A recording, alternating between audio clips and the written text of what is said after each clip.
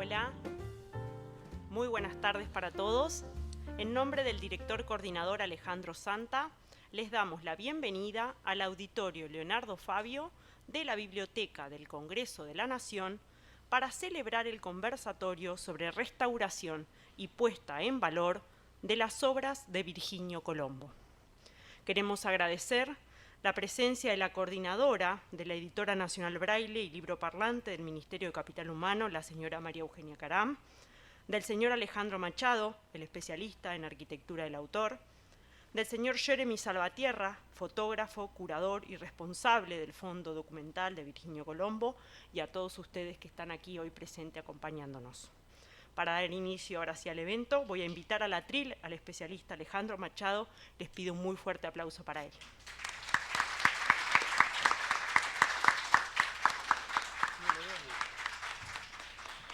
Bueno, muchísimas gracias. Muy buenas tardes. Vamos a iniciar este conversatorio como parte de las actividades de lo que fue esta gran exposición, que gracias justamente a María Eugenia hemos llegado también a las autoridades de esta casa y justamente con Mariana Casia y todo el equipo de la parte de cultura, de la biblioteca y de gestión cultural. Hace ya más de 80 días que tenemos una exposición, la más grande que hayamos tenido junto con Jeremy, con todo lo que tiene que ver con la obra de Virginio Colombo. Una obra que hoy vamos a celebrar justamente por todo lo que tiene que ver con las buenas nuevas que han tenido las casas de Colombo respecto a la restauración y la puesta en valor. Y la idea es hacer un conversatorio no tan técnico, sino justamente para todos los seguidores y para todos los entusiastas, sino fundamentalmente para ver un poco y rescatar todo lo que hacen los restauradores. Es muy fácil decir en redes, ¡ay, que la restaure el dueño! ¡Ay, que la restaure el Estado! Cada cosa tiene un master plan, cada cosa tiene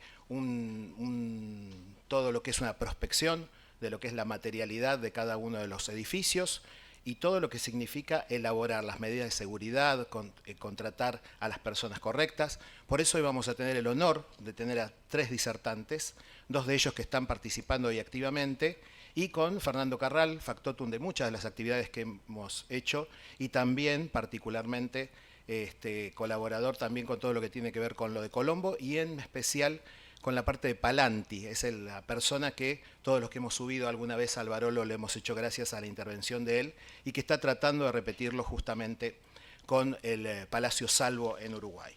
Guillermo Españolo comenzó su labor profesional a fines de la década de 70, desempeña su profesión orientada a trabajo de rehabilitación y reciclaje de edificios de valor patrimonial histórico.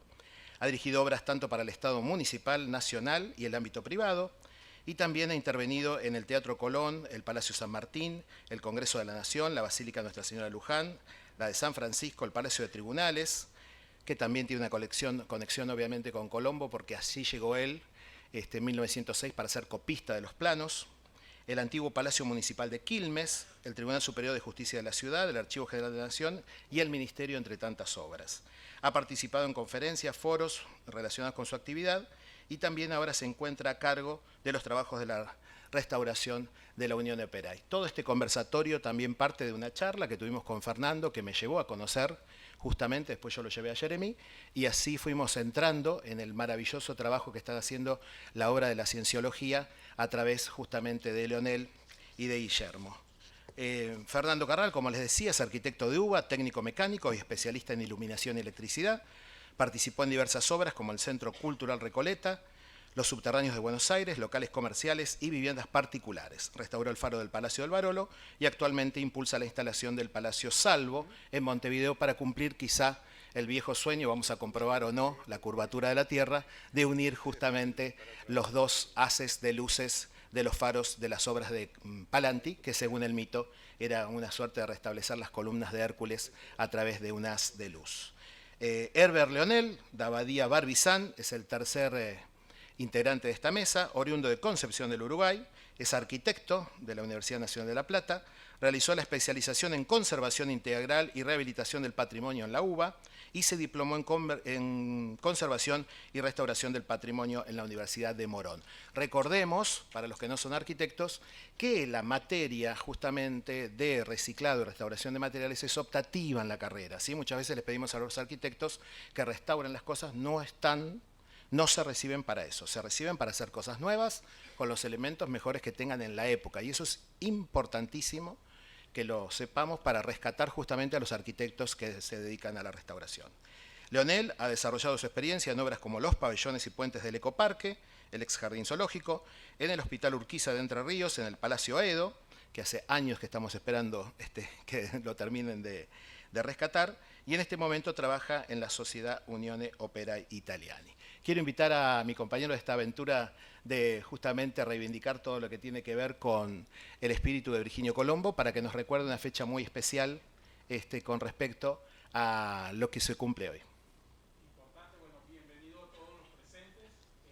Hoy es un día muy especial en la historia de Virginio Colombo porque hace 117 años, un 31 de octubre de 1908, contrae matrimonio con quien fuera su esposa, Raquel Giovannone.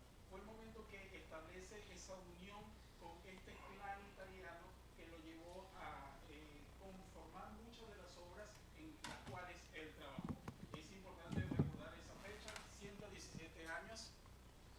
Gracias. 117 años que se están cumpliendo el día de hoy para esa fecha especial en la vida de Colombo. Y hoy en día, para celebrarlo, estamos acá para conocer todos los trabajos que se están haciendo en las obras de Virginio Colombo hoy en día y cómo podemos proyectar muchas a futuro para ser restauradas. Bueno, agradecemos a todos los arquitectos, a los restauradores, a participantes también de las obras de la Operai. Simplemente para empezar ya con la mesa, contarles básicamente que lo que es la Unione Operai Italiani y lo que es la Casa Anda. En la Casa Anda lo vamos a hacer más informativo, debido a que obviamente es un dueño privado que todavía no tiene toda la posibilidad de mostrar todas las fotos y no se ha hecho un trabajo específico de restauración, sino de consolidación. Así que bueno, vamos a comenzar entonces agradeciendo a todos los presentes, a todos los que vienen también a mis caminatas y todas las actividades que hago desde tantos años, y comenzar con esta idea de charlar un poquito con los especialistas y después aceptar algunas preguntas. Podemos bajar las luces y comenzar con la presentación.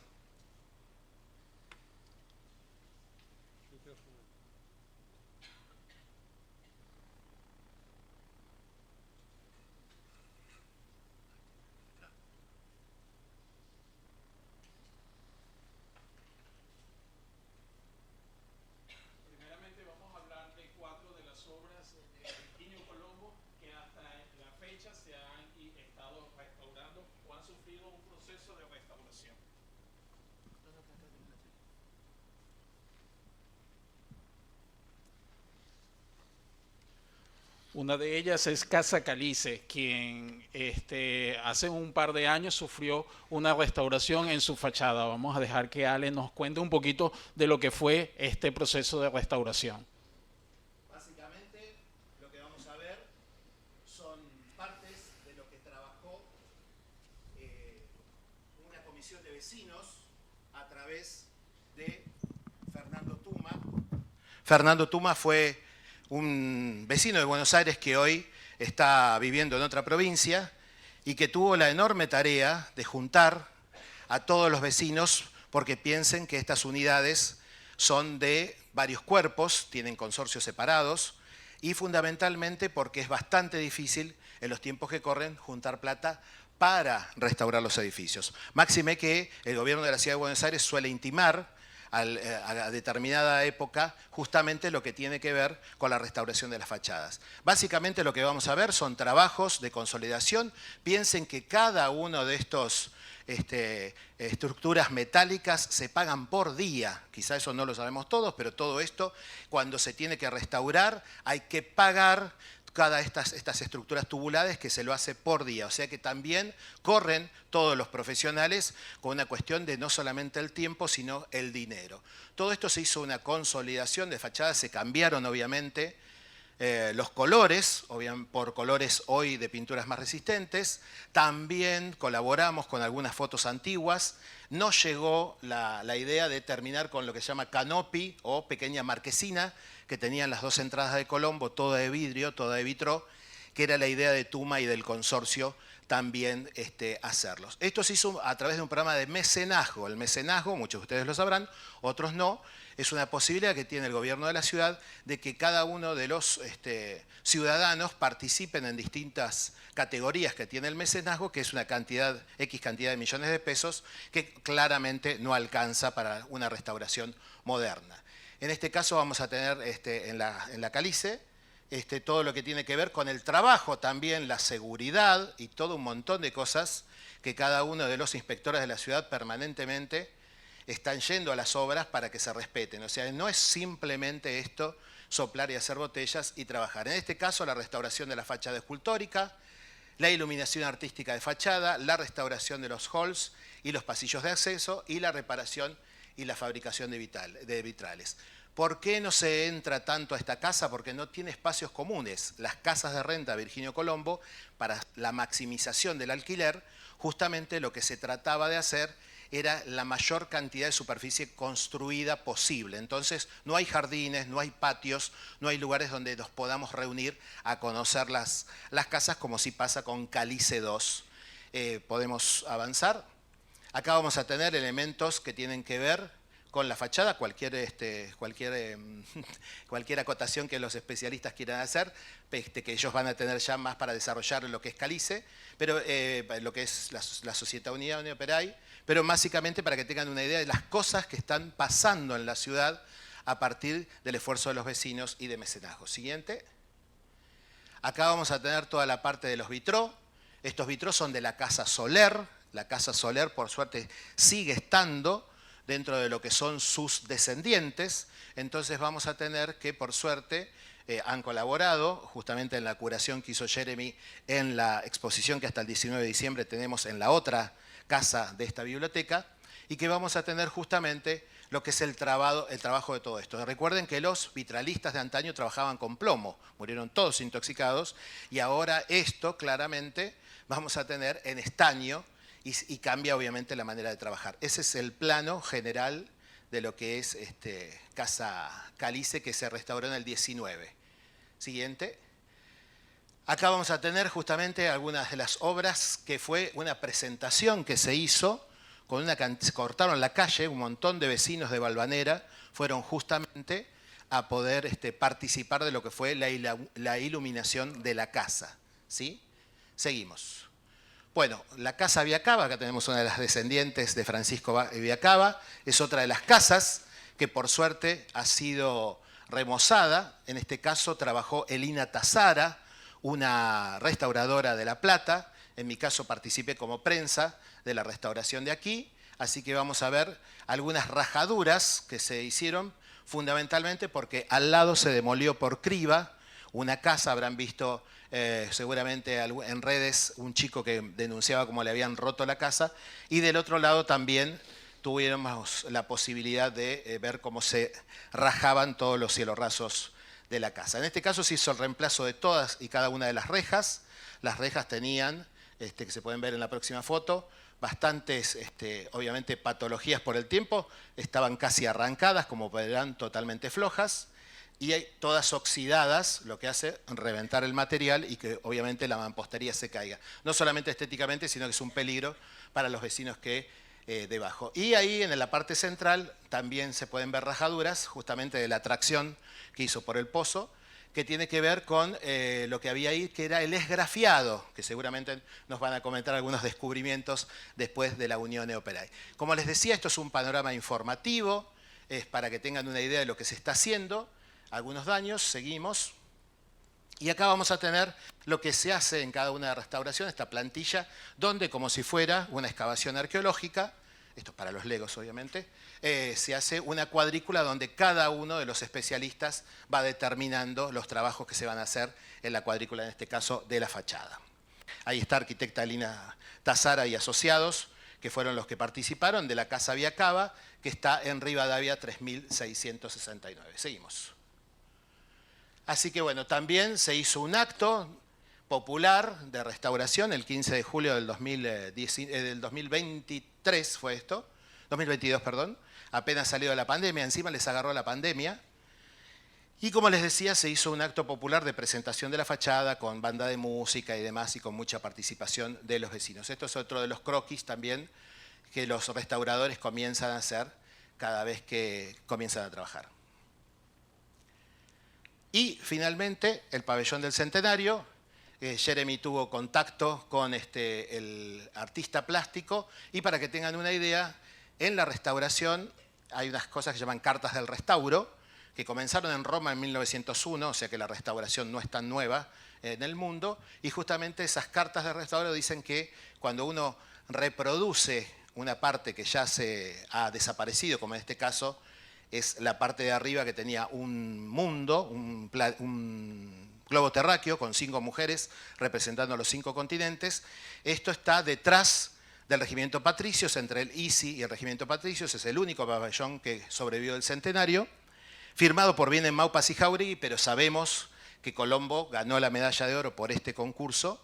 Y finalmente, vamos a ver en la próxima foto lo que se está realizando. Increíblemente, yo no pensé que iba a tener vida para hacer esto cuando comencé hace 17 años a investigar Colombo. Encima había hecho en Facebook un grupo que se llamaba para la recuperación del pabellón. Ahí nos enteramos, por ejemplo, que todas las esculturas son de Nicola Gulli, porque apareció la nieta y nos contó. Esa es una de las fotos que también está en la exposición. Y si querés alguna consideración con respecto al autor. Sí, el escultor Julio Riccardi es el que se está encargando de hacer esta representación de lo que fueron los grupos escultóricos que poseía el pabellón. Ya como vemos, el mundo con las 5 mujeres ya está instalado. Él ahorita está trabajando con los otros que coronaban las columnas laterales y muy pronto podremos verlo. Tenemos entendido y sabemos que los terrenos linderos se vendieron recientemente y lo importante es que todo lo que se haga en función a estos terrenos va a estar en consonancia a lo que es el pabellón del Centenario. La importancia y relevancia la va a tener el pabellón. No se puede hacer nada sin tomar en cuenta el pabellón.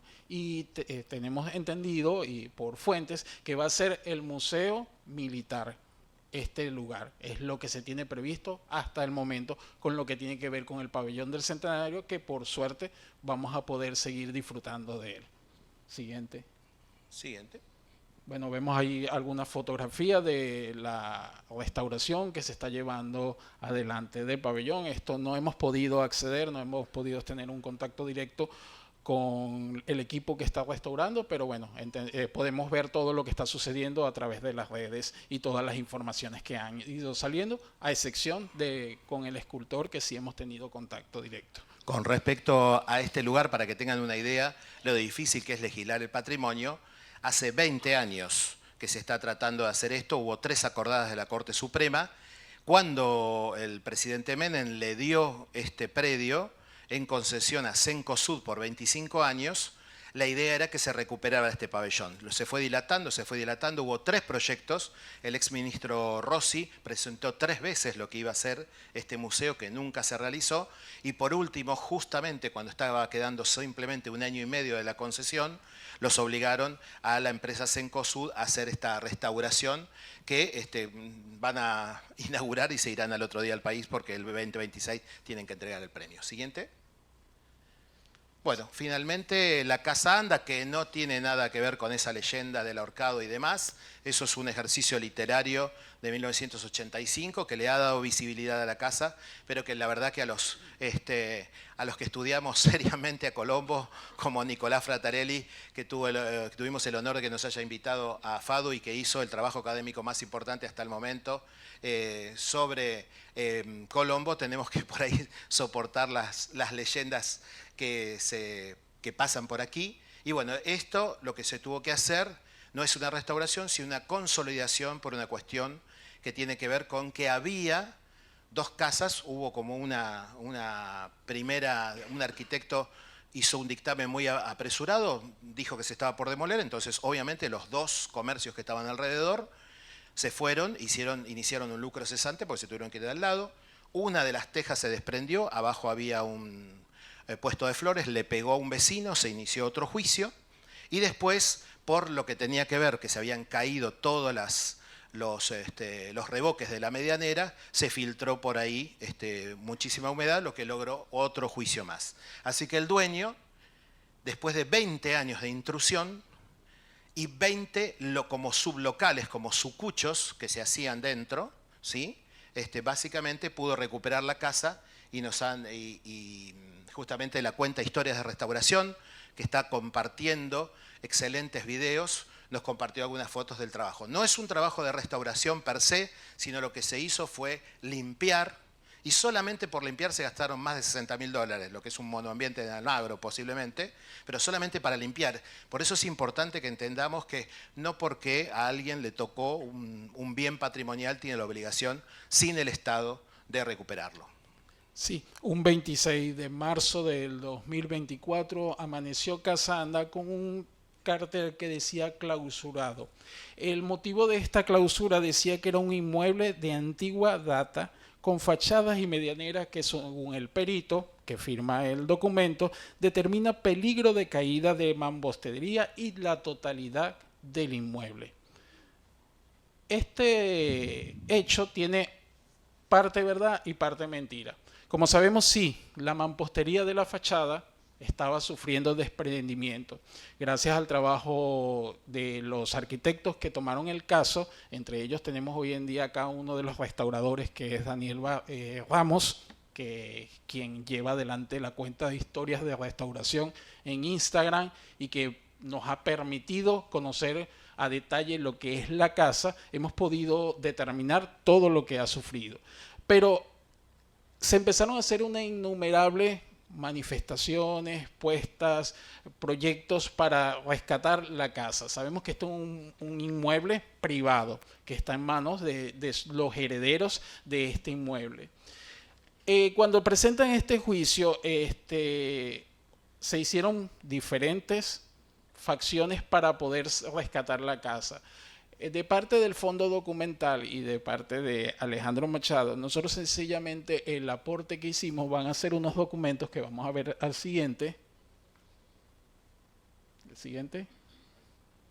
Estos documentos que forman parte hoy en día del Fondo Documental es todo lo que tiene que ver con la carga estructural de la casa.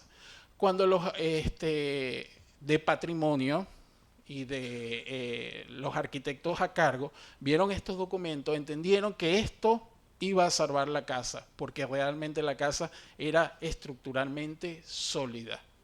Y acá estaban todas las cargas estructurales, y por este documento, cuando fue a juicio y presentaron estos documentos, es que la casa se salva y se le quita esa orden de clausura.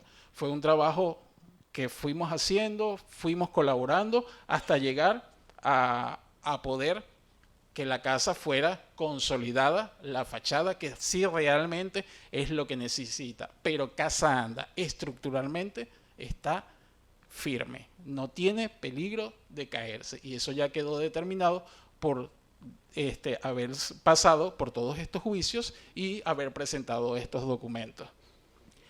También hay que pensar que el Estado, si no tiene el poder de policía, evidentemente las cosas se van a seguir cayendo. Hoy a la mañana hubo un desalojo que se comunicó de una galería en Pompeya que había aparecido como locación en El Maestro, una serie de Hugo Chávez de hace unos años, donde se aparecían dos domos. Bueno, en el domo, dentro de una galería, construyeron más de 60 sucuchos. O sea, para que tengan idea, lo que fue el derrumbo de hace un par de años en Rivadavia al 10.000, también no se cayó la casa antigua, sino que lo que se cayó era esa suerte de torre de Babel que se había hecho de construcciones ilegales. En la Casa Anda también registraba varias construcciones ilegales. De hecho, tiene literalmente un rancho arriba, en la terraza tiene un rancho que se ven los tirantes como se construía antiguamente, y también en 2012 estuvo a punto de ser demolida, ya tenía el cartel de terreno y FOT 4, y gracias a una denuncia que hice, y que estaba en ese momento el procurador Alejandro Amor, que era defensor del pueblo, se pudo salvar la Casa Anda. Así que en distintos momentos hemos participado para esta casa. Siguiente. Bueno, esto es parte de las plantillas que son más para los arquitectos. Lo interesante es ver acá que durante mucho tiempo teníamos esta figura que no sabemos bien qué era, porque le agregaron un baño. Tenía un baño en el voladizo, ¿sí? En la parte de afuera, que obviamente contribuyó con el tiempo y la degradación, se viniera abajo parte de lo que era el bajo balcón. Pero ese baño sí formaba parte de la obra de Colombo. Es del momento de que se crea la casa, solo que esto es previo. Fue un diseño previo que hace el mismo Virginio Colombo, que después sufrió modificaciones y se genera ese baño donde se dice que se ahorcó. No, que era un balcón. No, no es un balcón, es un baño, que es lo que pudimos ver al inicio en las fotos. Siguiente. Bueno, ya entonces a partir de ahora llegamos a que los especialistas se explayen, así ahora sí les vamos a pedir que después de que yo termine bajen un poquito las luces para que se puedan apreciar las fotos, ya con un trabajo y una declaración mejor sobre las mismas. Y acá tenemos parte de una de las rejas de la Unione Operae Italiane. Acá se puede ver el trabajo de herrería artística que tenía, que es otro de los grandes misterios que estamos tratando ahora, una nueva parte de investigaciones, quién les hacía estas rejas a Virginio Colombo y a todas sus obras. La Unione Operae Italiane básicamente va a ser el ejemplo de lo progresista que eran esos inmigrantes, que a partir del Salón Augusto, que era un salón que tenía obviamente un montón de expresiones artísticas y que era donde se reunía la comunidad cultural italiana, a partir de ahí Colombo va a ser sobre eso toda esa fachada que nosotros tenemos, y los italianos tenían una escuela y dos casas de renta, una más económica y una más grande, que era para que bancasen las cosas. Bueno, los dejamos con los especialistas y bajamos un poquito las luces.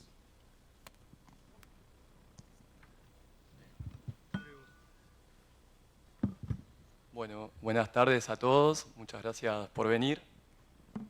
Para arrancar a contar un poco la obra, nos pareció importante empezar con el decreto que tiene en 2022.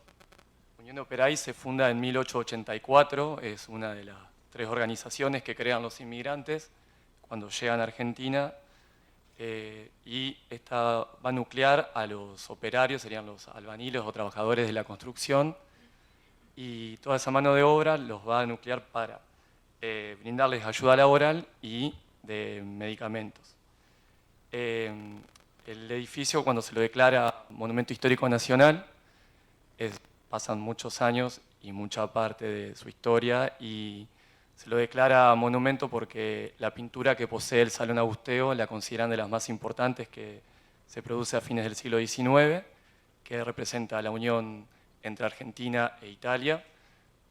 Incluso la pintura del cielo raso son angelitos que entrelazan las dos banderas, y en todo el perímetro, en las gargantas, aparecen los nombres de personalidades italianas. Después, la segunda razón, consideran que el patio cubierto, que es el patio de la escuela, sirvió para hacer la primera escuela laica de mujeres. También brindaba un servicio de educación para las hijas de los inmigrantes, de la colectividad. Después, la otra razón es considerarlo importante a la que sea obra de Colombo, que sea un representante del Art Nouveau y que despliega todos los talentos de su producción artística en la fachada y los halls del edificio. Todo esto hace que sea uno de los monumentos más importantes de la historia de la cultura de los italianos en Argentina, que sirve como lugar de sociabilización, educación y cultura, pero también como constructor de italianidad. Después también, por estas dos cosas, termina siendo una pieza única y muy representativa, ya no solo de la historia de los italianos en Argentina, sino también para nuestra historia nacional. En el Salón Augusteo no solo se van a celebrar conciertos líricos, sino que también van a pasar acontecimientos políticos. Se va a celebrar se va a llevar adelante el primer congreso feminista en 1919. Se va a presentar Julieta Lanteri como diputada y luego va a ser la primera mujer en votar, tanto en Argentina como en Latinoamérica. Va a haber muchas conferencias, va a tener mucha vida social, y esto es uno de los datos que agregamos en este tiempo. es que en 1941 se estrena ahí la Marcha de Malvinas, la junta que estaba tratando de reivindicar la nacionalidad, digamos, hace un concurso y el resultado se estrena en el salón. Bueno, en esta foto queríamos mostrar la primer sede de la Unión Operaia en 1884 y acá es donde va a intervenir Colombo en hacer este frente. Se va a comprar el lote lindero y eso le va a permitir extender la fachada y crecer un poco la sociedad. Ya cuando tenía muchos socios, deciden construir viviendas de rentas de alquiler para poder aumentar los fondos y los ingresos. Acá queríamos mostrarles cómo era el proyecto de 1884, que pertenece a Benedetto Panuzzi. El edificio va a arrancar con una planta que tiene en este sector el Salón Austeo, y esta parte de atrás va a ser la Escuela de Mujeres. Van a tener ingresos independientes y el frente va a pertenecer a 2 niveles en este sector. En 1913 hay un libro que cuenta todo el proceso de cómo se va a llevar adelante la ampliación. Se debate entre la comisión de los que formaban parte cómo hacer el proyecto, qué ideas tenían, y bueno, por honor a un socio y por esa labor que construyó en un inicio, se decide que el Salón Austeo no se va a demoler o no se va a tocar y que la Escuela de Mujeres va a seguir funcionando y que la intervención se va a hacer a partir de la demolición del frente del edificio y la incorporación del lote lindero que ellos adquieren. Y acá cambia la escala del edificio en ese momento, incluso toma otra presencia la fachada y todos los elementos ornamentales que va a tener. En esta imagen, este dibujo lo conseguimos hace poco yendo a la Sociedad Central de la fachada, es del álbum de la construcción moderna, y la exactitud que presenta la parte gráfica con la que fue hecho sería perteneciente a Colombo. Él era muy buen dibujante, su faceta artística se ve acá en cómo representó los grupos escultóricos, los grafismos, las molduras. Nosotros acá quisimos poner un escaneo 3D que hicimos el año pasado, a fin de año, para mostrarles la coincidencia que hay entre lo que fue el dibujo inicial y el resultado que tiene el edificio cuando se concreta. Toda esa parte artística de él en la gráfica permitió, creemos, a los escultores, a los frentistas que van a realizar la fachada del edificio, poder traducir esas ideas de los querubines, de cómo son las cariátides. Después el proyecto incluía una cúpula que no se llega a construir. El remate queda con esta balaustrada de zinc. Y bueno, esto no se llega a hacer, pero nos parecía interesante mostrarles cómo se traduce esa parte gráfica y cómo se concreta ese proyecto de fachada. Estas imágenes les quisimos compartir. Nosotros estamos tratando siempre de rastrear fotos del edificio, y esto que encontramos son parte de revistas Caras y Caretas que están digitalizadas, y para mostrarles un poco la vida social que tenía el salón. Acá está la presentación de Julieta Lanteri como diputada. Este es el primer aniversario del fallecimiento de Jean Jaurès. Esto es la comunidad eslava que celebra como un baile o un encuentro, y como un banquete que a veces en algunas ediciones figura que eran congresistas o ciertos cargos políticos o asociaciones que elegían el salón para festejar ahí. Después, estas son imágenes de la Escuela de Mujeres. Las 2 de arriba pertenecen a la Escuela de la Unión Operaia. Las 2 de abajo son donaciones de gente que cuando pasa por la vereda y nos ve que estamos ahí, nos cuenta que fue al colegio, que tiene fotos, que recuerda cómo era el patio. Y bueno, intercambiamos datos y bueno, nos pasan fotos. Así que esto es un poco cómo funcionaba también el colegio. Acá ya es cuando en el edificio funciona la institución Edmondo de Amici. Esto es otra parte de cuando el salón comienza a formar parte de los circuitos donde se baila tango. Esto es de la revista Panorama, también lo sacamos de un blog que se llama Ruinas Mágicas, que sube todo escaneos de revistas. Muy amablemente lo volvió a escanear para que las tengamos en buena resolución. Y bueno, y esto muestra un poco también otra etapa del salón, también mientras funcionaba el colegio y todo, como salón de baile. Incluso tiene un tango, que nos pasó la otra vez una compañera, que se llama Bailongo de los Domingos, que habla un poco de ir de la unión, no, del Agusteo a la unión de benevolencia. Ahí está. Bueno, todas estas capas de historia que atraviesan el edificio, nosotros son muy tangibles porque en ciertos espacios, ya sean de las cortinas, donde están los taparrollos, en falsas vigas, o sean sectores del entretecho, aparecen recortes de diario. El primero es de 1913, que es el año donde va a intervenir Colombo, la Unión Operaí. El segundo es un diario de 1890, que está en italiano. Y el tercero pertenece a los años 30, le sacamos foto a la propaganda de Gatti Chávez. También se han encontrado textos de historia, después cuentos infantiles, todo en italiano, que pertenece al periodo en el que la institución va a funcionar, va a tener la escuela, va a estar en funcionamiento. Estos son nuestros tipos de hallazgos. Esto pertenece a parte de lo que son piezas de vajilla, utilitarias, botellas que hemos encontrado en las excavaciones. Esta es una franja de piso que aparece en el pasillo lateral, que pertenecería a la primera etapa del edificio. Arriba había piso calcáreo, debajo se conservaba solo un tramo contra una pared de lo que es la guarda del edificio de Panuzzi. Y estos es parte de un balde de construcción que encontramos enterrado hace muy poco. Y bueno, ahora vamos a hablar un poco de lo que es la obra en sí, de las tareas que se han llevado adelante. Bueno, buenas tardes.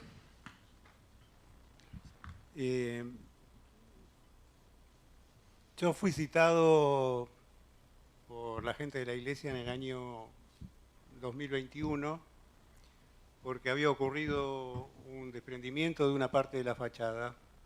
Entonces fui consultado para ver qué hacían con eso. Lo primero que hicimos en ese año fue, durante el segundo semestre de 2021, armar un andamio, que es el que está armado en la actualidad, con dos defensas, una sobre planta baja y otra sobre tercer piso para parar, porque el desprendimiento había sido en la mansarda. Durante ese año se estuvo proyectando qué era lo que iba a hacer junto con la iglesia. Fui consultado para poder determinar cómo iban a seguir. No estaba autorizada la obra por la cúpula de la iglesia, que como ustedes saben es internacional, pero sí con el motivo de armar el andamio y parar el desprendimiento. La iglesia quiso empezar a hacer ciertas tareas de consolidación en la fachada, en la mansarda y en alguna parte del interior. El edificio estaba en muy mal estado cuando nosotros entramos ahí. Durante la segunda parte de 2021 y 2022, la idea fue empezar a consolidar el edificio. Y solo hicimos tomamos un proyecto que había sido generado en 2016-2017 para poder seguir los lineamientos que había dado la iglesia en ese momento, porque esto funciona, digamos, con una tipología y con una forma de actuar de la iglesia que está bien determinada por la funcionalidad interior. Entonces, la propuesta mía en ese momento fue consolidar el edificio, limpiarlo, consolidarlo y hermetizarlo del exterior. Este fue un edificio que a partir de 1989 fue abandonado. Durante esa época fue intrusado, fue alquilado para bailantas, fue robado, se han llevado muchos elementos importantes del edificio. La gente denunciaba a los vecinos que estaban cargando cosas en camiones. Faltan muchas partes importantes, faltan los escudos, que significa la unión entre Argentina e Italia, que estamos tratando de rastrear dónde están. Ciertas pistas tenemos, pero nos va a ser difícil recuperarlo.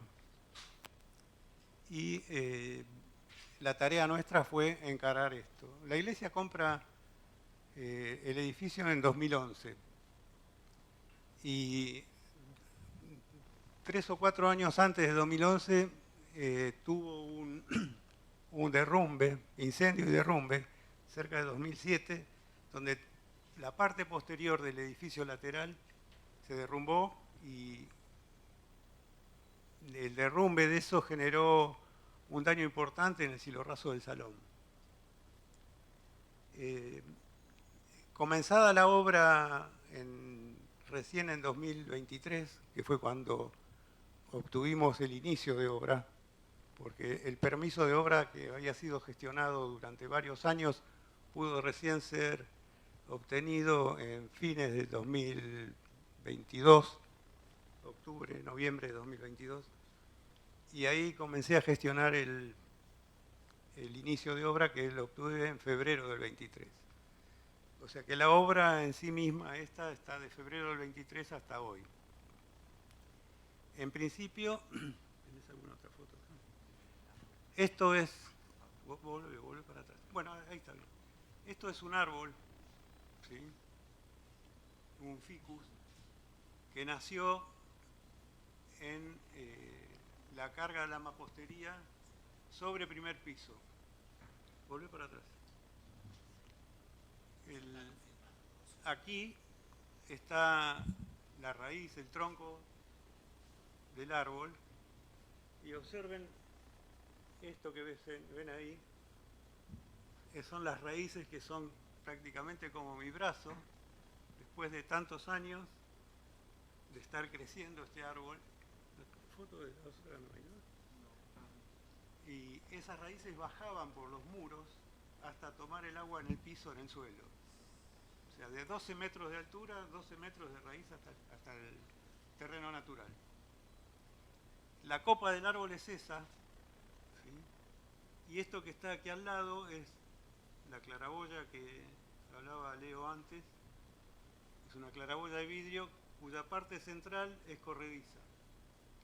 Se desplaza hacia un costado, acá están las guías originales, y el mecanismo original era a manivela.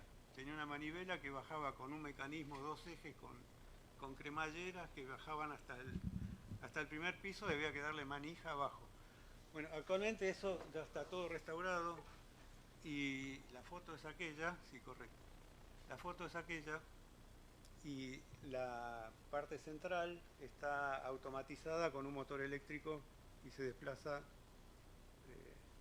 automáticamente. Bueno, a ver si tenemos otra. Bueno, acá se ve, vuelve para atrás. Ahí se ve un lateral del terreno, ¿sí? ¿Qué es ese? No, ahí no lo veo bien. Es esta parte de acá. Está ahí esa parte. Donde prácticamente no hay nada. Eso fue, aparte se terminó de demoler en el año, bueno, anterior a esto, y se retiró ese terreno, prácticamente las 3/4 partes del terreno están libres para hacer una construcción nueva del edificio. Pasa por otro. De la fachada, que el peinetón que llamamos, que es la parte que reemplazó a la cúpula que estaba proyectada, cuando entramos nosotros no existía. ¿Hay otra de esas? No. Ahí arriba tenía todo faltante. Eso faltaba todo, lo único que quedaban eran esas dos torres.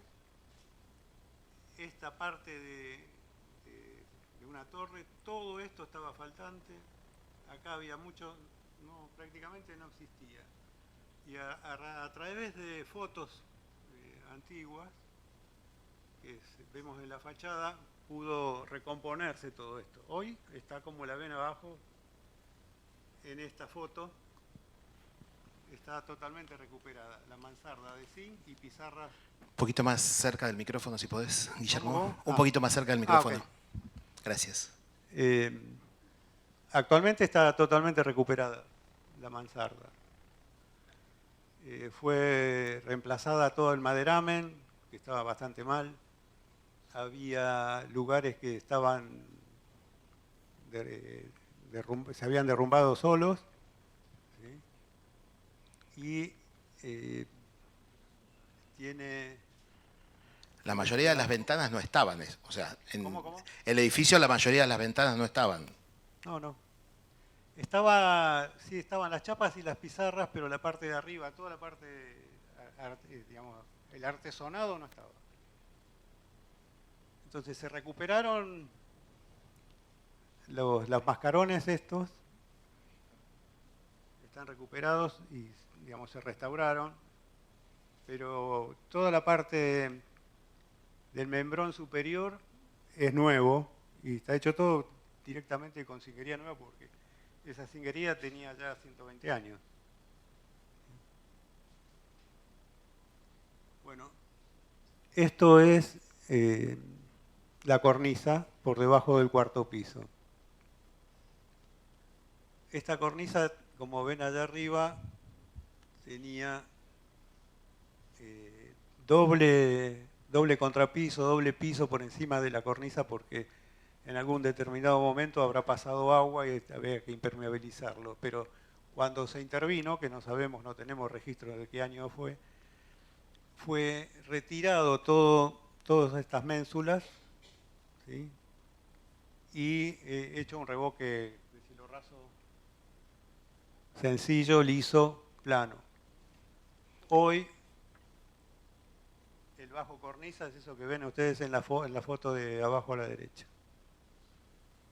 Tenía como un piso naranja eso, ¿no? Como de baldosones. Tenía un piso de baldosa colorada sobre la cornisa que estaba desprendido porque, no sé si se alcanza a apreciar por allá arriba, todo eso estaba todo rajado y con peligro de vuelta de desprenderse. ¿Sí?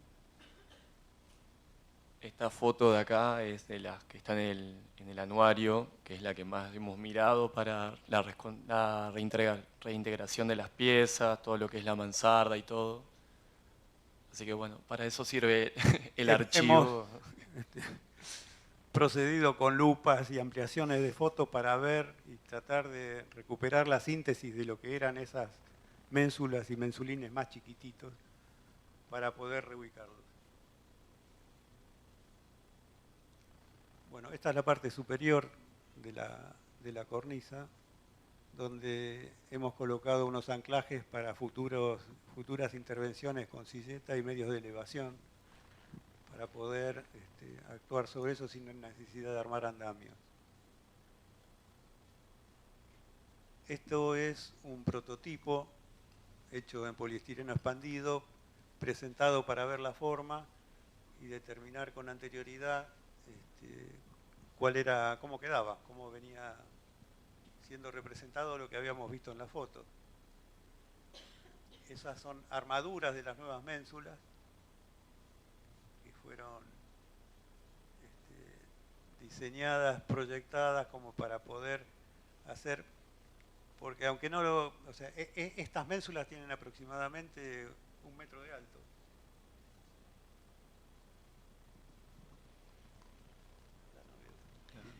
Se encontraron también con algo muy extraño, ¿no? Una suerte de escalón de 1 metro en una viga que en algún momento se hizo en el medio del edificio.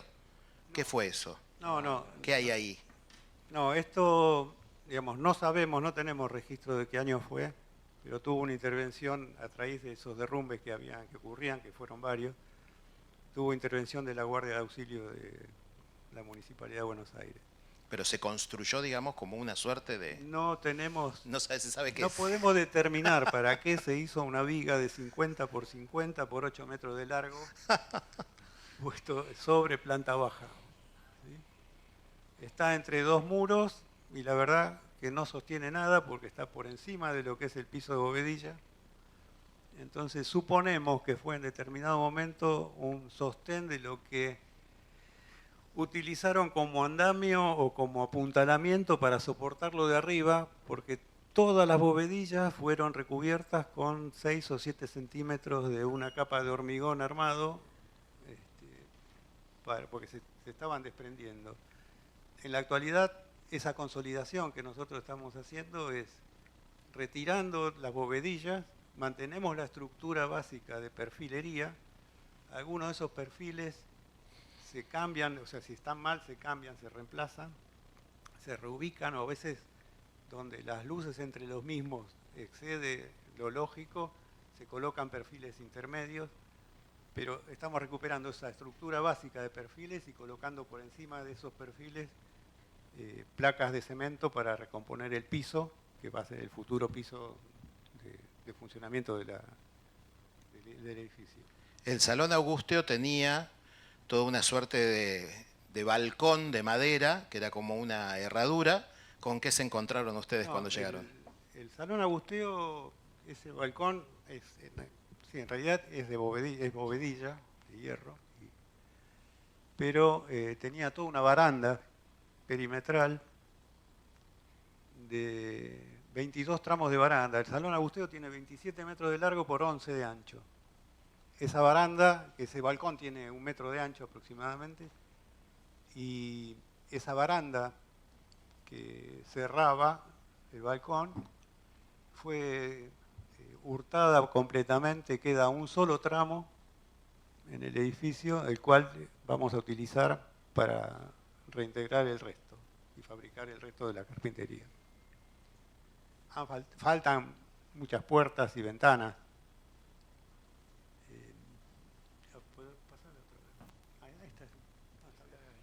Esto es parte de la fachada, pero ya esto es tercer piso.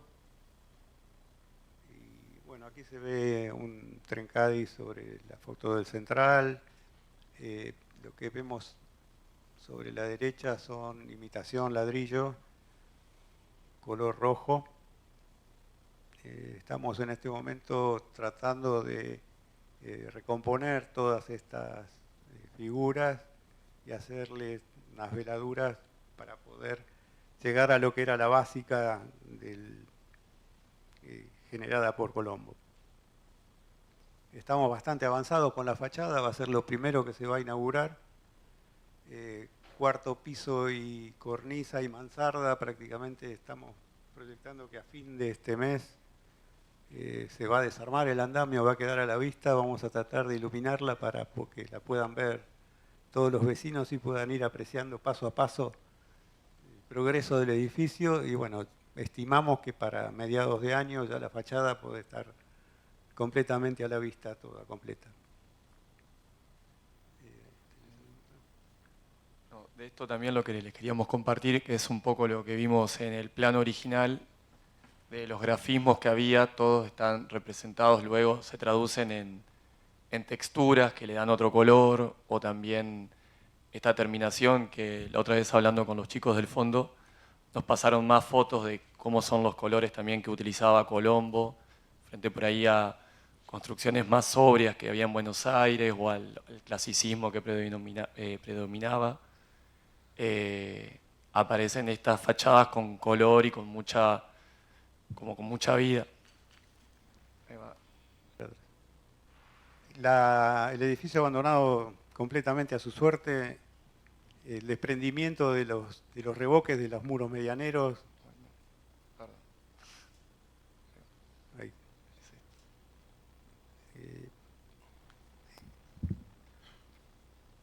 Se puede apreciar la cornisa con toda la vegetación invasiva que había. Hoy está como lo ven en la foto de la derecha. El edificio prácticamente ya está cerrado de hace 8 o 10 meses. Hemos logrado parar el agua que cuando entramos llovía más adentro que afuera, como digo yo.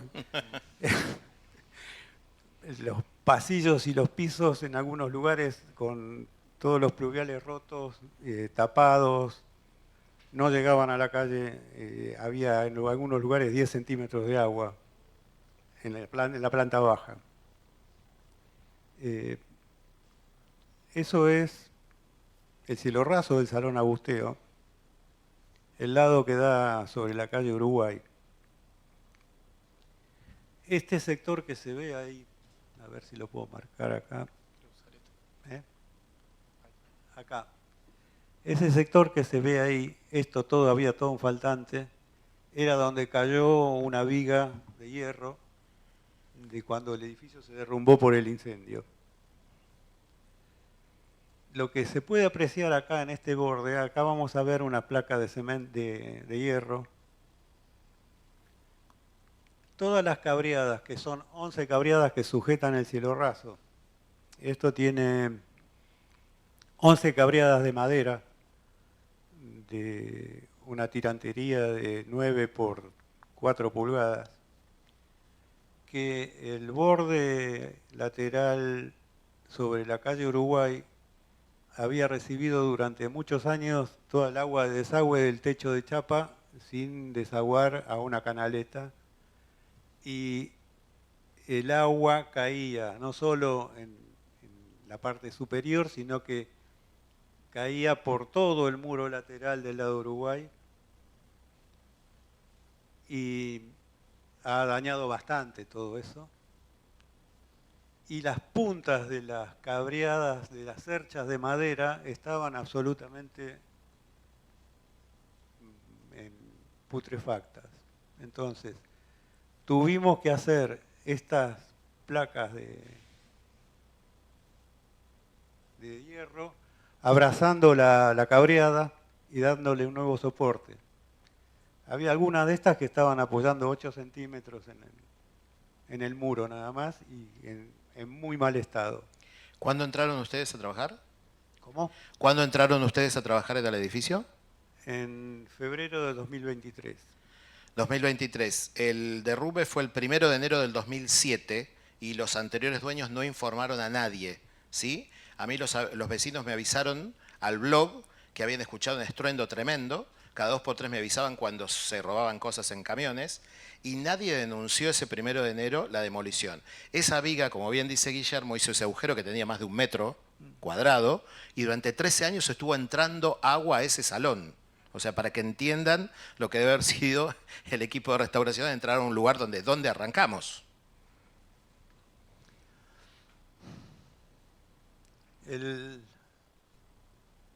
Lo primero que hicimos acá, bueno, fue tratar de cerrar todo esto y hermetizarlo y poder trabajar tranquilo dentro. Era nuestra primera etapa de obra, planteada que pensábamos hacerlo mucho antes, pero ¿qué ocurre? Que con ese proyecto que había anterior, que era un anteproyecto, cada cosa que tocamos nos encontramos con una nueva sorpresa. Entonces vamos a abrir un lugar y decimos, bueno, acá vamos a encontrar esta viga o esta forma de estructura, sostén del edificio, y resulta que nos encontramos con una sorpresa donde no existe o está cambiado o está todo corroído, tenemos que cambiar el perfil. Entonces ya llevamos prácticamente estos 2 años consolidando el edificio y todavía no pudimos entrar en la etapa de restauración del salón, ¿sí? El salón en sí mismo, el cielo raso, también hay que hacer todo un refuerzo estructural agregándole cerchas intermedias, porque con las cerchas de maderas existentes, el nuevo techo que tenemos que colocar no lo resisten las cerchas que están. Si querés, mira, mostramos lo de... Esto no lo salteamos, es parte de la restauración de la fachada, de los grupos escultóricos que tiene a los laterales. Toda esta parte es la que tiene el falso trencadís. Y bueno, agregamos también el dato de Juan Seminara, que es el frentista. En la firma del edificio aparece Colombo como arquitecto, el constructor Grafigna y por el anuario, y todos los que van participando dejan su publicidad en el anuario de 1913, donde se cuenta todo el proceso de ampliación de la obra. Pudimos sacar el nombre de una profesión que hoy en día no existe, que son los maestros frentistas, que eran los que se encargaban de decorar toda la fachada.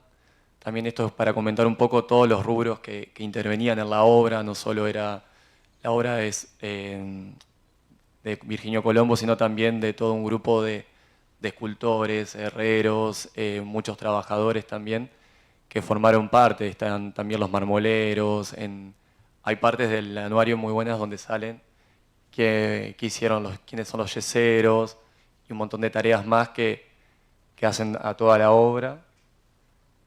Después también esto, un poco como hablábamos hoy, de lo que es la parte gráfica y cómo se va a traducir todo este grupo escultórico. Por suerte eran simétricos y los faltantes que teníamos de un lado los podíamos reproducir con moldes de siliconas en el otro, y así pudimos hacer el completamiento de esta figura.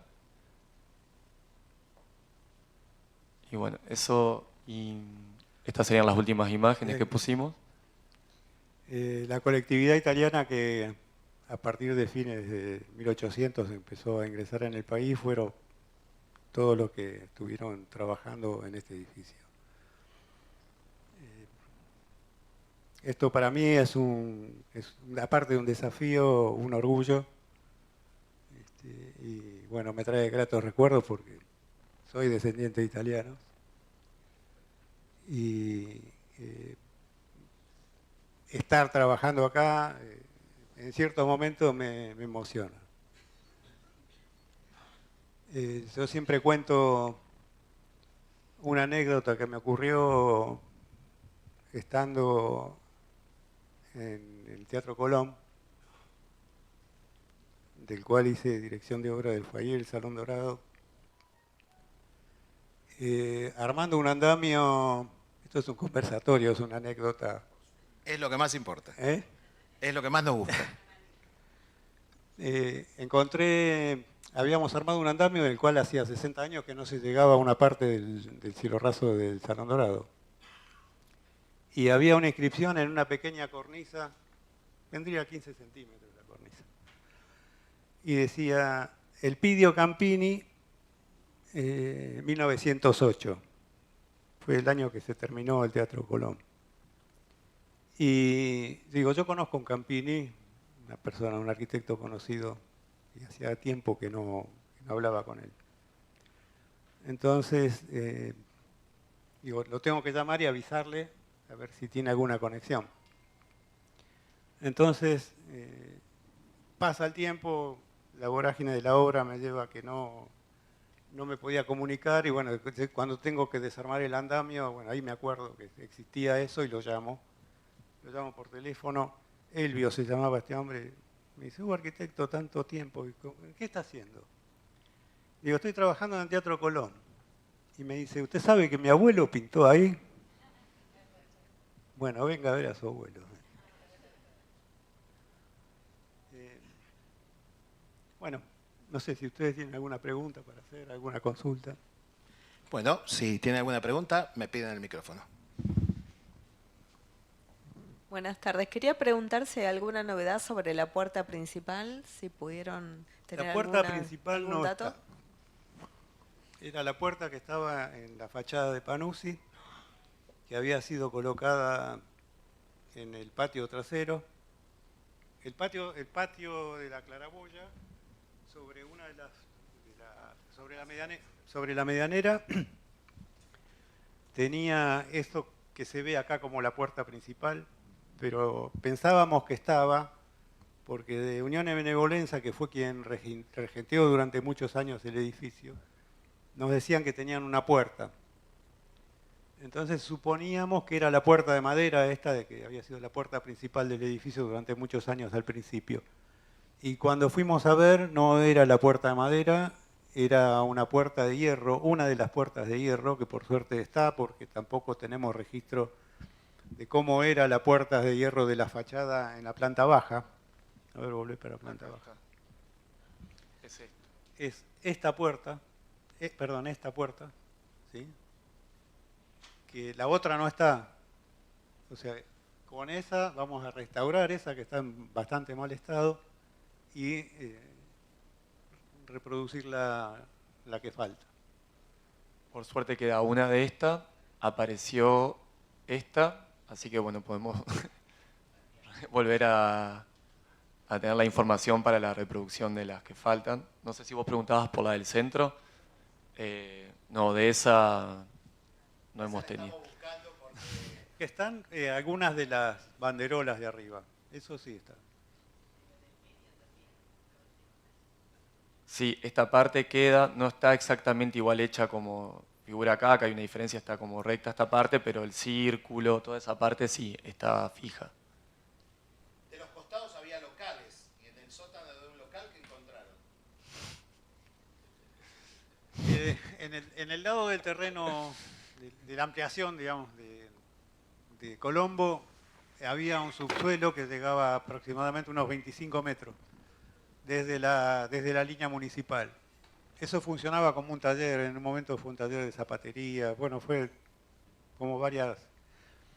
Pero en este momento que nosotros estuvimos haciendo unas consolidaciones y unos refuerzos estructurales, encontramos un pozo de cal, de apagado de cal viva, donde se encontró ese balde que decía Leo, estaba dentro de ese pozo.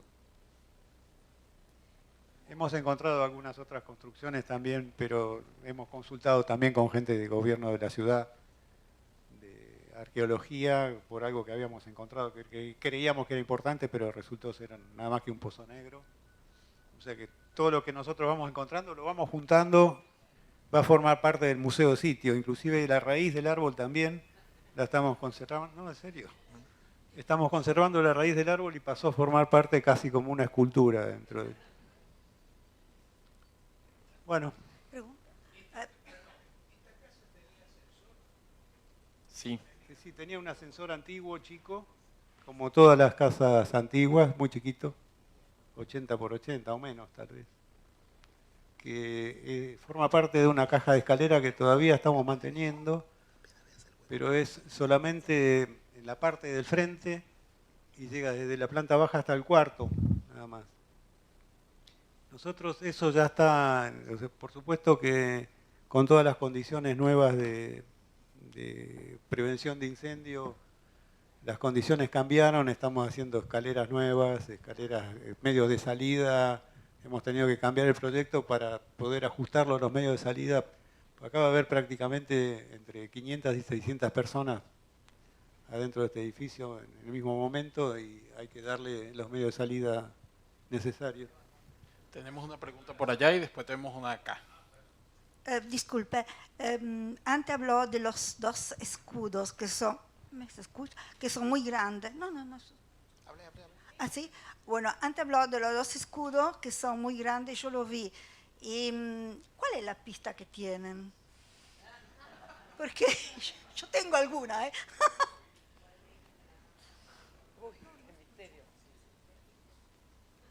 ¿Qué pista tenés sobre los escudos? Hay uno que sabemos dónde está, pero nos es difícil recuperarlo. Si el techo aguanta, yo me ofrezco. ¿Cómo? ¿Cómo, Alejandro? Otra cosa que nadie lo dijo, el salón Augusteo, el Salón Dorado, tenía una acústica fantástica, similar a la acústica del Teatro Colón. Gracias. Bueno, con eso, respecto a eso, voy a mencionar lo siguiente. El ingeniero en acústica que estuvo conmigo en el Teatro Colón, yo lo convoqué para acá, para este edificio, ya hace 1 año y medio que está trabajando con esto. Y bueno, está comprobada la acústica, ya se hicieron las mediciones. Es más, cuando la iglesia compró el edificio y no estaba en obra, allá por 2014, ha convocado una orquesta y una cantante de ópera que actuó en este salón. La acústica del salón es muy buena, ¿sí? Y cuando yo mencioné hace un rato de reforzar las cerchas o la estructura de sobre el cielo raso, es porque vamos a aplicar sobre el techo, porque el techo no tiene, el techo de chapa que está actualmente fue reemplazado hace unos años, y vamos a hacer, debemos lograr ahí la aislación acústica y la insonorización tanto del exterior hacia el salón como del salón hacia afuera, y por eso, por esa aislación que tenemos que lograr sobre ese techo, no resisten las cerchas existentes.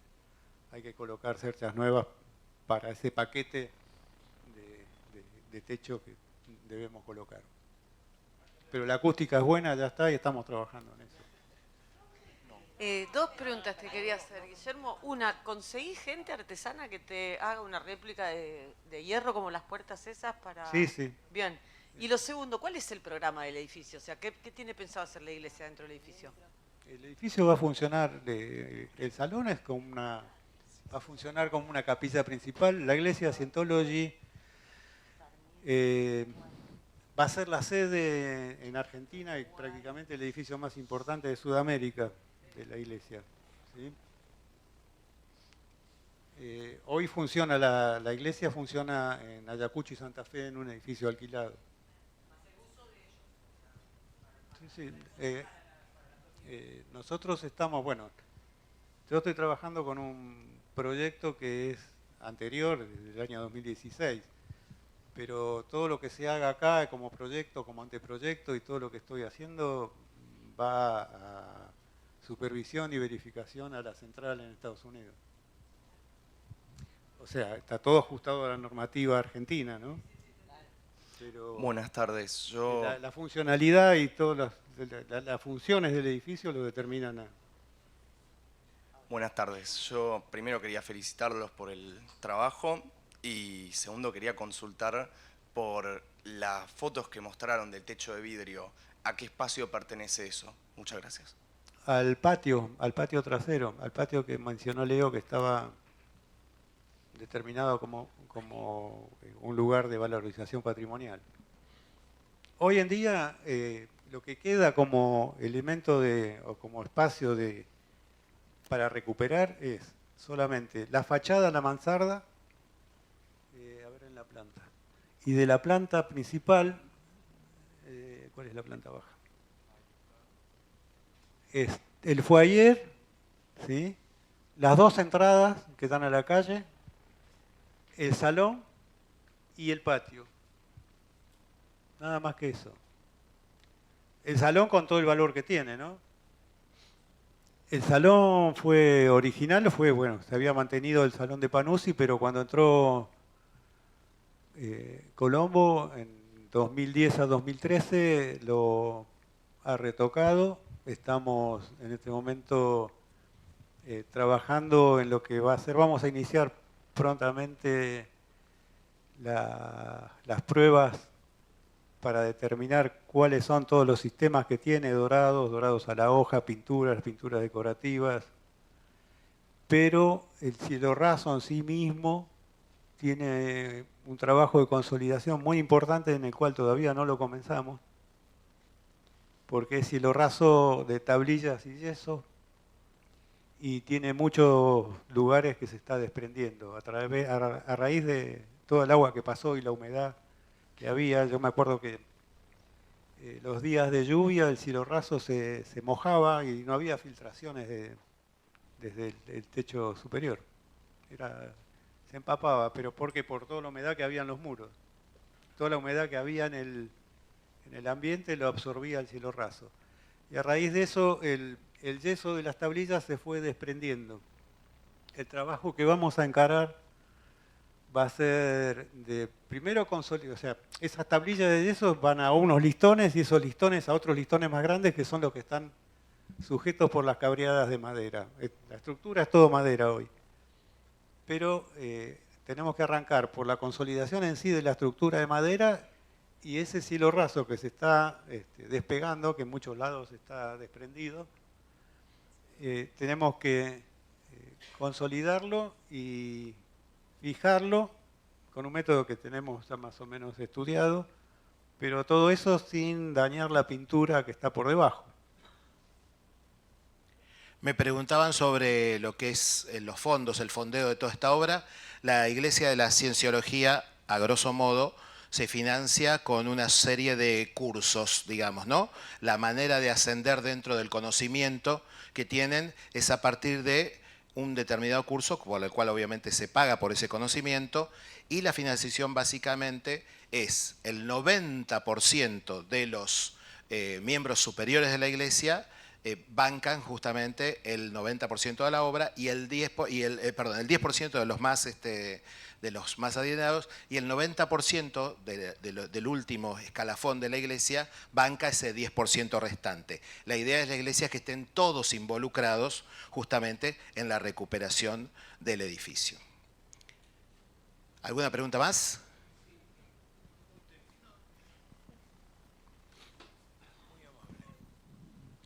El tema instalaciones. El agua original, ¿cómo se proveía? ¿El qué?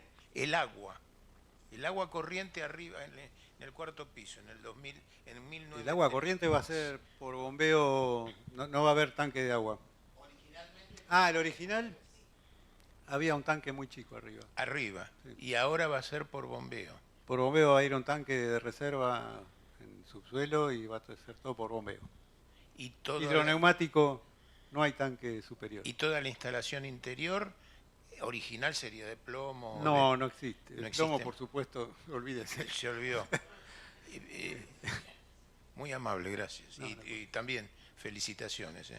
Gracias. Un poquitito, también me emocioné cuando vi el aviso de la empresa Seminara. Yo trabajé 15 años en la empresa Seminara, que era con los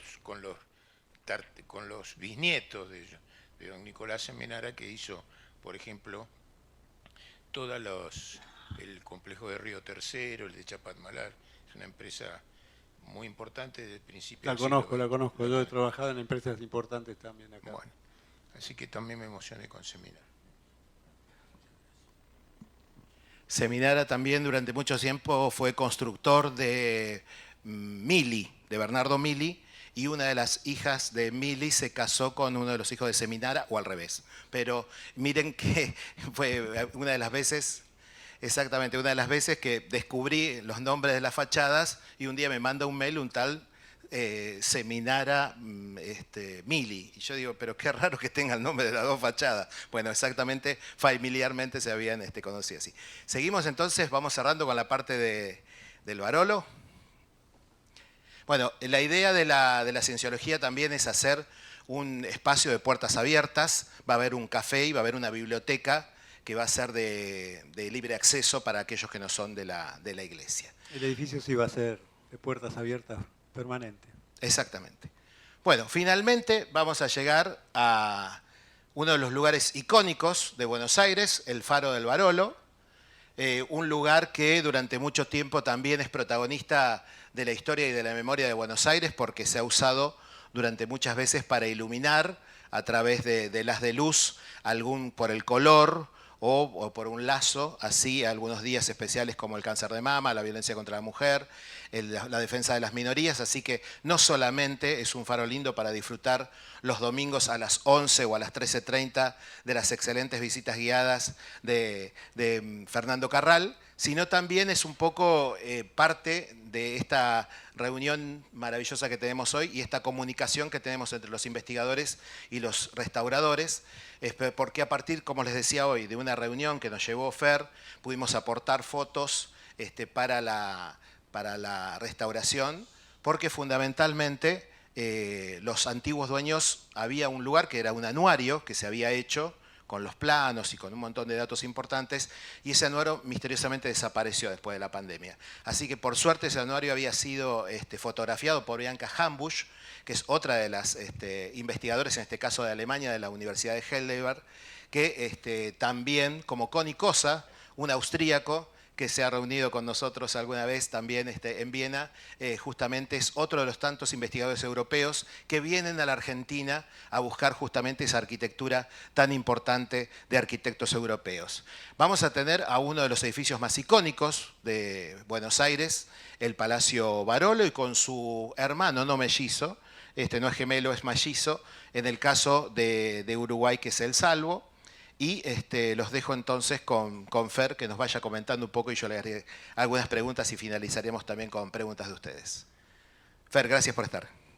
Bueno, gracias a vos.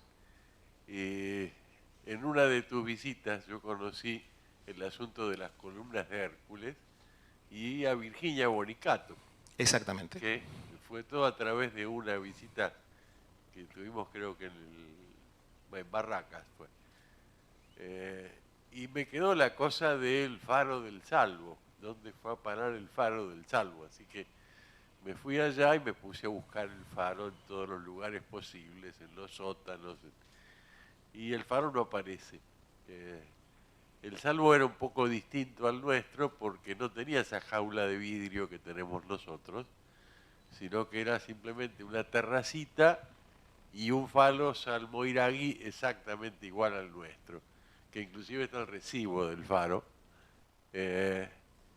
Pero en los años 60 se sacó todo lo que había arriba y se puso una antena de televisión de Canal 4 Monte Carlo de unos 30 metros, que quedó en la memoria de todos los montevideanos. Todo el mundo recuerda esa antena. Bueno, la antena ya se sacó, hace ya como 6 años. Que es otra historia, pero... Y hace unos 5 años más o menos se hizo una intervención, se hizo un cono luminoso con LEDs para el remate del edificio, pero estuve en la asamblea del año pasado y quedamos en la cosa de hacer el mirador como el nuestro. Me dibujé la jaula del Barolo y la llevé para allá, y bueno, se está presentando un proyecto para hacer el mirador y poner el faro. De hecho, ellos lo que tienen ahora es una suerte de linterna, justamente, que se va iluminando, pero es un cono. Sí. No tiene una proyección como tiene el Barolo, un faro, claro, un haz de luz que salga del perímetro de la cúpula, sino que ese remate se ilumina de distintas maneras. Es interesante también porque dentro del Salvo justamente estaba la torre del vigía del puerto de Montevideo. Así que tendría mucho sentido que vuelva a tener su faro en el remate. Yo estoy trabajando en un proyecto para mandarle a la Armada Uruguaya para ver si se corresponde y se comprometen en volver a poner justamente a través de ellos un faro ahí. ¿Por qué? Porque justamente tienen una línea de faros. Ustedes saben, los que conocen el Uruguay, que tienen una relación con el río completamente distinta a la nuestra, pero tienen una sucesión de 6 o 7 faros en muy buen estado, pequeños, pero sería genial que justamente a nivel institucional la Armada como tal se comprometa con la recuperación del faro y que lo instrumente obviamente Fernando. Ojalá que se pueda dar. Bueno, estuvimos juntos allá hace poco y pudimos ver la puesta en valor de toda la recoba. En uruguayo se dice la pasiva. La pasiva. Es otra cosa. Pero bueno, está resucitando el Salvo de las cenizas, ¿no? Y me parece que este sería el remate completo. Bueno, vamos viendo entonces, como les decía, el faro va a tener, contanos entre tantas cosas que has vivido ahí adentro, ¿hubo una propuesta de casamiento? Ahí arriba del faro, nos contaste una vez que llevaste a unos en el faro, el novio le propuso casamiento a la novia en ese lugar. No, más exactamente es que antes de poner el faro, yo pensé en hacerle alguna tapa negra como para que no moleste a los edificios. Ah. Y resulta que la gente se pone contenta de que le dé el rayo de luz. Y entonces a una amiga conoció a su pareja porque a ella le pega la luz en determinado momento y a él le pegaba la luz en otro momento, en otro lugar. ¡Qué buen chamullo! Sí, como chamullo es perfecto. Se conocieron por la luz del faro. Bueno, pasamos la Pasamos una de las fotos.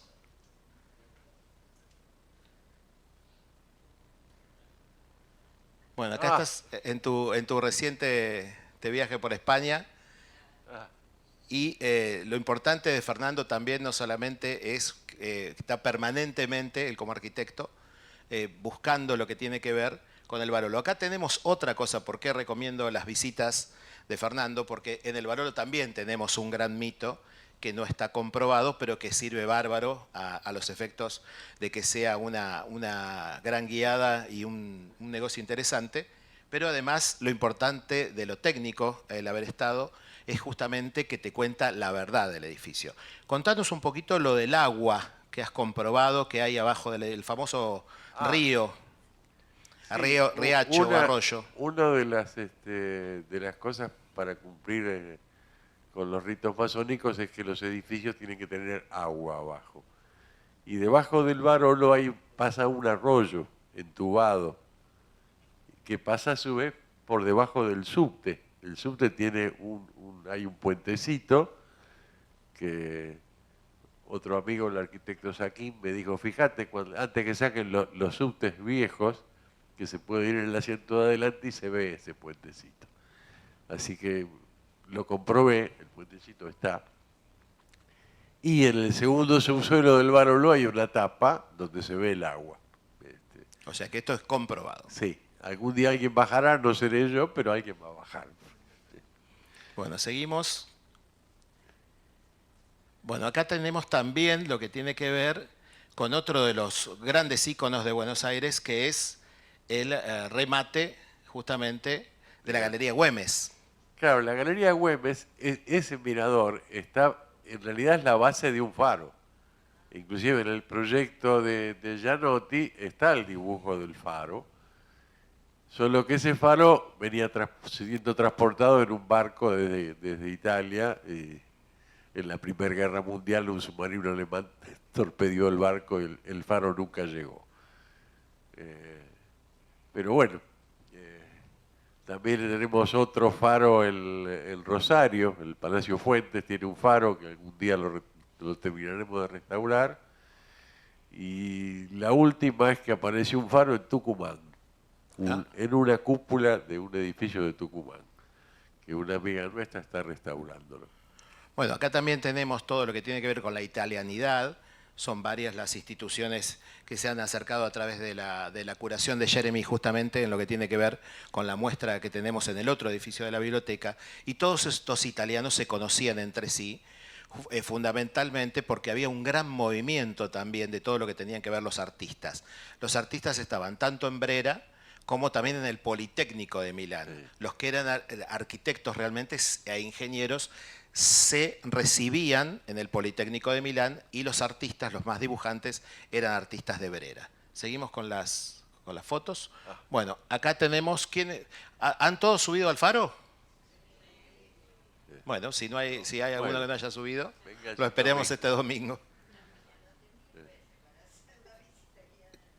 ¿Qué podemos cocinar con la luz de ese faro? ¿Qué potencia tiene el faro? Ojo, el sistema original era arco voltaico, no era lámpara. Eran 2 electrodos por los que saltaba una chispa eléctrica. Eso producía algo así como 300.000 bujías. 300.000 bujías son más o menos... hoy en día lleva una lámpara de 5.000 watts que produce unos 186.000 lúmenes. O sea, se imaginan, ¿no? 1924, tipo Frankenstein, hacer así y que se forme un arco voltaico y que se ponga... ¿Qué pasa cuando se te quema la lamparita? ¿Qué haces? Bueno, vos sabés que en la inauguración del faro, que se hizo una tremenda fiesta en la Avenida de Mayo, se cortó la Avenida de Mayo, se hizo un concierto de piano con Horacio Lavandera en la calle, vino el embajador de Italia, todo bárbaro. Yo sabía que el faro, cuando el pianista tocaba tal cosa, se prendía el faro, pero me llaman por el celular y Fernando no prende. Nunca corté clavo como en ese momento, así que subí como un loco, digo, se quemó la lámpara y se acabó todo porque tengo una lámpara sola. No, había soltado una térmica, levanté la térmica, la lámpara prendió. unos minutos más tarde nadie lo supo, pero prendió. Bueno, entonces, ¿a qué altura está este faro? Y más o menos son unos 98 metros. Palanti había pensado una cúpula más alta que esta, una cúpula de 108 metros, que siempre se habla, se da referencia a esa. Esa cúpula no se la dejaron hacer, por un tema de altura. Inclusive viste que el Barolo tiene unas 12 cupulitas chicas, que tenían una forma que coincidía con esa cúpula alta, la proyectada. Como no le dejan hacer esas cúpulas, estas chiquitas las demuele y las hace de vuelta. Inspirado en un exprimidor de naranja, pero eso es otra cosa. ¿Cuántas oficinas hay en el Barolo? 400. Literal, no es que es el nombre, No, no es el número a partir de los pisos. La mía es la 399 y está la 400. Son 400 oficinas de renta. Bueno, esto es importantísimo para que veamos el momento que estaba viviendo el centro de Buenos Aires con un edificio que tenía 400 oficinas. Barolo ya le había encargado a su casa y la de sus hijos, que están en el 1500 de Perú, a Domenico Donati, que era otro arquitecto que ya estaba enfermo y muere en 1925. Y que realmente era parte. Había una galería que se tiró, antes del Barolo hubo una galería de Barolo, que no era esta, y que estaba en justamente 25 de mayo y lo que es hoy la autopista 9 de julio. Justo entre Cerrito y Pellegrini estaba justamente esta galería que iba de lado a lado y que fue demolida en los primeros años de las primeras demoliciones de las 33 manzanas que son la 9 de julio. ¿Desde dónde de dónde te han dicho que se ven el haz de luz del Barolo? Mira, la vez pasada me llama un primo mío que vive en Parque Chacabuco, no sé si había un oscurecimiento, no sé qué, me dice, estoy viendo la luz de tu faro desde Parque Chacabuco. Ah, pues ¿dónde está tu casa? ¿Dónde está tu casa? ¿Dónde está tu casa? Epa. Sí.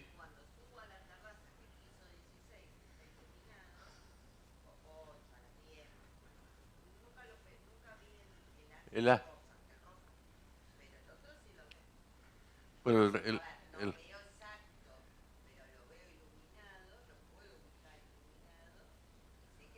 bueno, qué grande.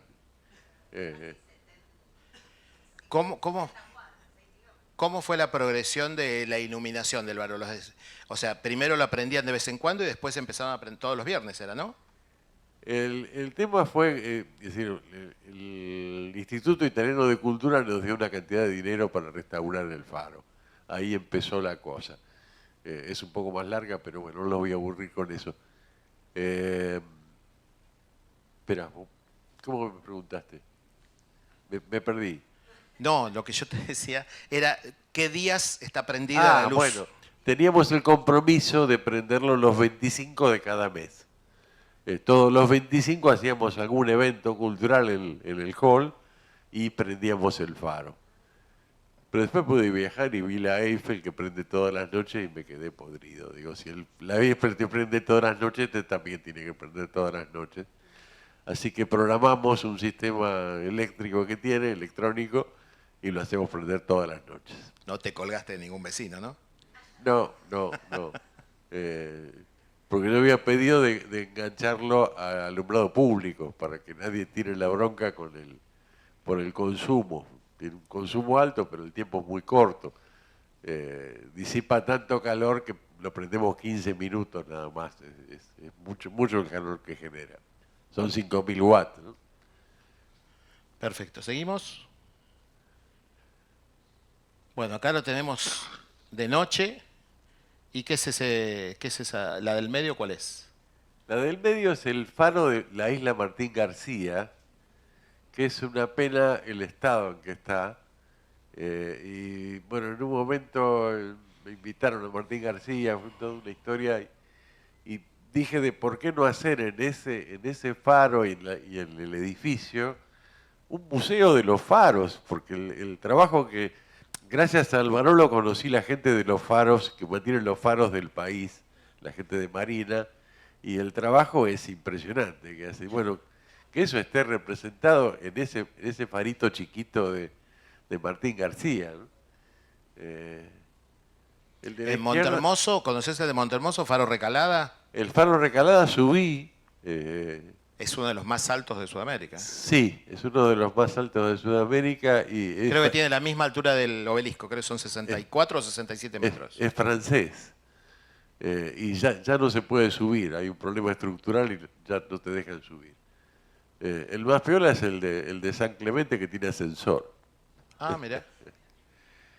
Bueno, seguimos. El de la izquierda, bueno... Perdón.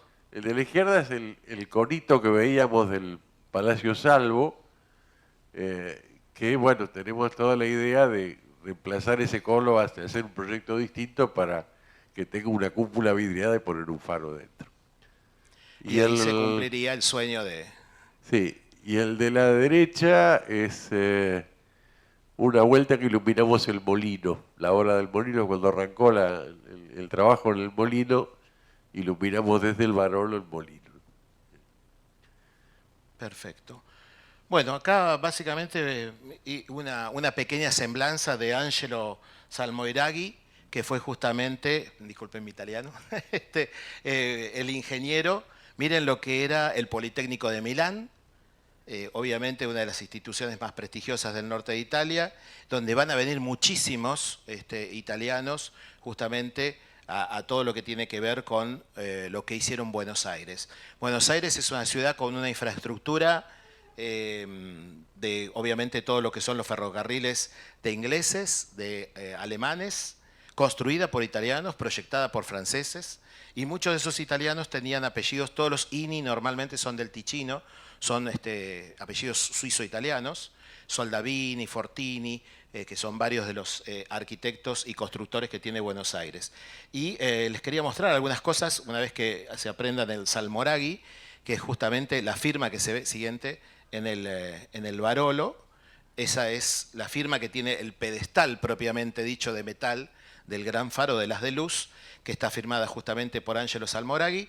Salmoiraghi va a ser un ingeniero que va a participar en varios, imagínense una Italia obviamente consumida por un montón de guerras, va a ser un ingeniero militar y fundamentalmente se va a dedicar a todo lo que es los teodolitos, las mensuras. Imagínense una Italia que avanzaba sobre Etiopía, que avanzaba permanentemente sobre África, una potencia colonial italiana, que por ahí no la tenemos tanto, a Italia como su parte colonial sobre lo que es la avanzada de Mussolini al norte de Europa, y Salmoiraghi va a ser fundamental justamente con todo lo que son los elementos de precisión, todo tipo de teodolitos y demás. El otro día encontré una caja de compases, Salmoiraghi. ¿Adentro del...? No, alguien me mostró una caja de compases, Salmoiraghi. Es decir, hacía instrumental de avión también. Claro, exactamente. Él se va a unir con un óptico también. Seguimos la próxima. Y ahí quiero que Jeremy les cuente qué es esa... Pero que se acerque para que tengan una idea del trabajo que hacen los restauradores en más de una vez, y lo que significa eso, que parece como un cuadro, parecería una cosa así como un árbol, pero es un árbol muy extraño. Esto es lo que va haciendo el paso del tiempo, lo que va haciendo la naturaleza con muchos de los edificios que fueron construidos hace más de 100 años. Esta fotografía es en Casa Anda. Es una de las paredes laterales en el fondo y así fue creciendo una raíz dentro de la pared. Y eso es lo que causa que muchos de los edificios vayan perdiendo sus revoques e incluso se comprometan después estructuralmente. Muchísimas gracias a todos los presentes. No sé si tienen alguna pregunta. Sí, yo quería agradecerle a Alejandro y a vos por el hecho de poder exponer nosotros acá esto, que nos quedamos cortos. Para hablar de todo esto habría mucho tiempo más. Es importante, quiero destacar esto, que es importante el aporte de Alejandro, aparte del amor que le tiene a Colombo. Nosotros hemos podido recuperar muchas cosas del edificio gracias a él. Y a Jeremy también he encontrado las fotos. Hasta hace poco tiempo, bueno, había una sola foto de Colombo. Y gracias a Jeremy hay muchas más. Y me han regalado, fin del año pasado, ellos una foto, un cuadro de Colombo, que parece un cuadro antiguo, el cual lo tengo colgado en mi casa, que todo el mundo que entra dice, ¿y ese quién es? Pensando que es algún abuelo mío, porque está con la mano... tengo que explicar quién es. No tengo fotos de mi abuelo, pero sí de Colombo en casa. El reloj, por lo menos, sería lindo tener ese reloj, ¿no? Bueno, muchísimas gracias. No sé si hay alguna pregunta para Fernando, algo del Barolo. Escuché que va a haber un museo de sitio, ¿puede ser? Sí, correcto, sí. Bien. Sé que va a contar con el árbol talado, pero... Sí, va a haber un museo de sitio. Bien. El diario que había mostrado Leo antes, que es de 1913, nosotros lo encontramos en un lugar donde había una bovedilla con tirantes de madera. Retiramos esos tirantes de madera que estaban partidos para colocar perfilería nueva de hierro T. Y lo que forma, o sea, cuando entra Colombo, el salón Agusteo, que llegaba hasta cierto punto, él abre un proscenio y alarga el escenario. Ese lugar, ese espacio que tenía de 11 metros de largo, tiene 3 perfiles de hierro de 55 centímetros de altura.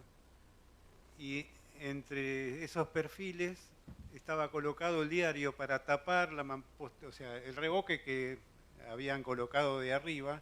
Estaba puesto como un obturador de un agujero como para poder colar el material arriba nada más. Eso tiene partes todavía de mampostería, de revoque pegado al diario. Nosotros, eso es una partecita, pero está bastante completo, bastante grande. Hace poco Pablo Chiesa comunicó en redes que habían encontrado diarios también en uno de los entrepisos del Congreso de la Nación. Sabemos también recientemente que en una pieza de herrería de una de las obras de Colombo que ya fue demolido, que está ubicado ahora en un country, La Reja, encontraron una cápsula de tiempo dentro de la reja donde está el nombre del herrero, están los planos y mucha información sobre la fabricación de la herrería artística de Virginio Colombo. Estamos investigando, estamos esperando la respuesta. Ya se contactaron con nosotros, pero bueno, es cuestión de que esperar un tiempo y insistir también para recuperar. Muchas cosas están surgiendo, muchas cosas están llegando gracias al aporte que hacen cada uno de ustedes. Esta investigación sigue adelante, venimos trabajando con los restauradores, que le agradecemos todo el esfuerzo que hacen por sacar adelante estos edificios. También tenemos el caso de Daniel Ramos, que estuvo en Casa Anda y que nos permite conocer más de lleno lo que es la casa. Y así muchos han estado haciendo aportes que han ido enriqueciendo lo que es el fondo documental. Lo que comenzó con ese baúl de 300 fotos, de más de 1000 postales, ha crecido al punto que, bueno, podemos ver en la muestra, como ya recordamos, hasta el 19, hay un vitró, hay piezas que se han recuperado de muchas de las casas. De hecho, una de las piezas de las cerámicas que está en la muestra, por la parte de atrás, tiene escrito a lápiz que decía esta pieza va en el baño de Casa Anda y está explicado en el lugar donde iba en la casa. Entonces son informaciones que van apareciendo, esas pequeñas cápsulas, y como para la respuesta del museo, todas esas piezas que pudimos ver y que se han ido recuperando van a estar en este museo del sitio. Bueno, para finalizar, más que todo, agradecerles a cada uno, no solamente a las autoridades de la casa, todos los chicos que tienen que ver con la puesta, la parte de técnica, la parte de restauración, la puesta de las cosas que no paraba de traer Jeremy, como 85 cosas colgaron, y realmente agradecerle personalmente por estas horas que han dedicado a la difusión, y más que nada la idea justamente era reivindicar un poco el trabajo de los restauradores, que en mi caso particular he visto gente con unas espaldas así en el Louvre, chicas restauradoras colgadas de unas partes increíbles. así que también es una cosa que va a decir, ah, bueno, restauran, mira, no, tiene muchísimo riesgo y ponen muchísimo el cuerpo, así que también quería agradecerlo. Esperamos dentro de poco, si querés hacer otra reunión, poder mostrar algo más. En este momento tenemos, la dirección de la iglesia no quiere mostrar todavía el edificio. No, por eso lo llamamos a ustedes. Estamos, ¿no? estamos limitados en presentar todo, pero esperamos mostrar algo más. Y quería aclarar, hemos colocado una cápsula del tiempo en la cornisa que se cerró hace 3 semanas. Muy bien. Aproximadamente. Colocamos una cápsula del tiempo de todo lo que vinimos haciendo hasta acá. ¿Sí? Bueno, entre la cienciología y acá los pastores de Colombo, gracias por haber estado en esta tarde. Cronista de tu ciudad, @Fondo Documental Virginio Colombo, gracias por la presencia, gracias a la casa, gracias a las autoridades. Muchas gracias. Invitarlos para el 30 de noviembre vamos a tener otro conservatorio, vamos a estar junto con el Instituto Italiano de Cultura, vamos a estar hablando de la influencia de los italianos en la arquitectura de Buenos Aires. Todos van a ser bienvenidos, recordamos, se pueden anotar igual por la página. El 30 de noviembre, pronto vamos a estar anunciando la fecha, el programa. Y en la próxima noche de los museos. Acá mismo, sí. Sí. En la noche de los museos vamos a dar 3 vueltas también en la exposición, y a las 22 yo voy a estar justamente en la editorial Braille en la calle Irigoyen al 2850, que fue a las 22, lo van a ver dentro de todo la oferta que hay cultural de la Noche de los Museos. Voy a dar una pequeña charla sobre los Carabaza, que eran los dueños de ese conventillo de lujo donde hoy está el Instituto Braille.